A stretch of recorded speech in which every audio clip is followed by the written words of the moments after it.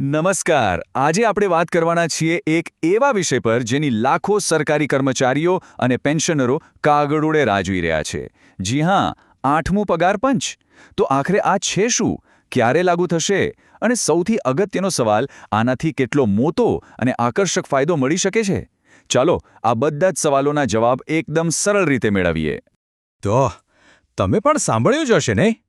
ચારે બાજુ બસ એક જ ચર્ચા છે, 8મું પગાર પંચ. પણ આખરે આ છે શું? અને શા માટે એની આટલી બધી ચર્ચા થાય છે? વેલ, ચાલો આજે આ આખી વાતને બરાબર સમજી લઈએ. ઓકે, તો ચલાવો શરૂઆત કરીએ એકદમ બેઝિકથી. 8મું પગાર પંચ, એનો એક પરિચય લઈએ. સમજીએ કે આ આખરે છે શું? જુઓ, બહુ સિમ્પલ છે. જેમ જેમ સમય જાય, મોંઘવારી વધે, ખર્ચા વધે, બરાબર? તો આ બધી બાબતોને ધ્યાનમાં રાખીને સરકાર દર 10 વર્ષે એક સ્પેશિયલ કમિટી બનાવે છે. આ જ કમિટીને કહેવાય છે પગાર પંચ. એનું મુખ્ય કામ શું? તો કે સરકારી કર્મચારીઓનો પગાર કેટલો હોવો જોઈએ, એમને કયા ભથ્થા મળવા જોઈએ, અને જે રિટાયર થઈ ગયા છે એમના પેન્શનની સમીક્ષા કરવી, જેથી બધાને યોગ્ય વળતર મળે. એટલે આ એક બહુ જ જરૂરી અને રેગ્યુલર પ્રોસેસ છે. ઓકે, તો પગાર પંચ શું છે એ તો આપણે સમજી ગયા. પણ હવે આવે છે સૌથી મોટો સવાલ. ક્યારે થશે આનો અમલ? કારણ કે લાખો કર્મચારીઓની નજર બસ એ જ તારીખ પર ટકેલી છે. ચલો જાણીએ. તો જે અપેક્ષા છે એ છે વર્ષ 2026. જી હા, મોટાભાગના એક્સપર્ટ્સ અને જે માહિતી મળી રહી છે એ પ્રમાણે એવું લાગે છે કે 8મું પગાર પંચ 2026થી લાગુ થઈ શકે છે. પણ એક વાત ક્લિયર કરી દઉં, આ હજી માત્ર એક સંભાવના છે. સરકાર તરફથી કોઈ ઓફિશિયલ જાહેરાત નથી થઈ, પણ બધાની નજર 2026 પર જ છે. ચાલો હવે આવીએ એ સવાલ પર જેની બધા જ રાહ જોઈ રહ્યા છે. કેટલો પગાર વધી શકે? આ વખતે નાણાકીય ફેરફારો કેવા હશે? ચાલો એના પર એક નજર કરીએ. જુઓ, જ્યારે પણ નવું પગાર પંચ આવે ને, ત્યારે મુખ્યત્વે 4 જગ્યાએ મોટા ફેરફાર થાય છે. સૌથી પહેલું, તમારો મૂળ પગાર, જેને આપણે બેઝિક પે કહીએ છીએ. બીજું, ડીએ એટલે કે મોંઘવારી ભથ્થું, જે વધતી મોંઘવારી સામે રક્ષણ આપે છે. ત્રીજું, એચઆરએ એટલે કે હાઉસ રેન્ટ અલાઉન્સ, જે ઘર ભાડા માટે મળે છે. અને ચોથું, જે સૌથી અગત્યનું છે, પેન્શનમાં સુધારો. આ ચારેમાં વધારો થવાની પૂરી સંભાવના છે. હવે એક શબ્દ પર ધ્યાન આપજો, ફિટમેન્ટ ફેક્ટર.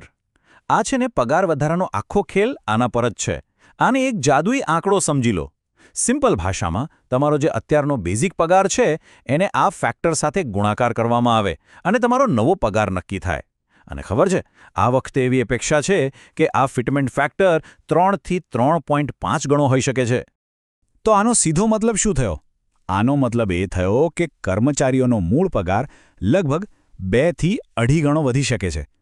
જરા વિચારો, આ કેટલો મોટો અને આકર્ષક વધારો કહેવાય. આનાથી જીવન ધોરણમાં પણ મોટો સુધારો આવી શકે છે. હવે આટલા મોટા ફાયદાની વાત તો થઈ ગઈ, પણ સવાલ એ છે કે આનો લાભ કોને મળશે? આ ફેરફારો કોને કોને અસર કરશે? ચાલો એ પણ જાણી લઈએ. તો જુઓ, આ લાભાર્થીઓની લિસ્ટ ઘણી લાંબી છે. આમાં કેન્દ્ર સરકારના તમામ કર્મચારીઓ આવી જાય છે. પછી આવે છે ભારતીય રેલવેના લાખો કર્મચારીઓ, સાથે જ દેશની સુરક્ષા કરતા આપણા રક્ષા વિભાગના કર્મચારીઓ. અને હા, જેઓ રિટાયર થઈ ગયા છે એવા લાખો કેન્દ્રીય પેન્શનર્સને પણ આનો લાભ મળશે.